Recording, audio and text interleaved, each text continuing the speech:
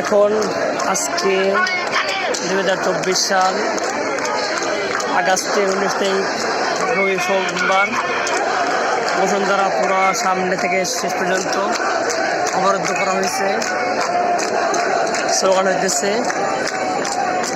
তো আপনারা দর্শক দেশে বিদেশে যারা আছেন সবাই দেখতে পাইবেন।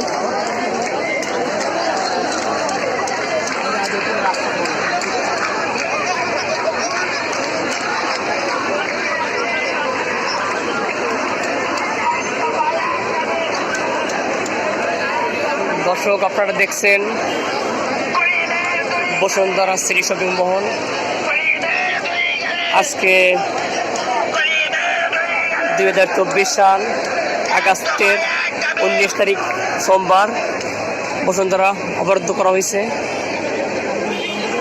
এখানে ছাত্র জনতা ভিড় করছে, সাধারণ মানুষ ভিড় করছে,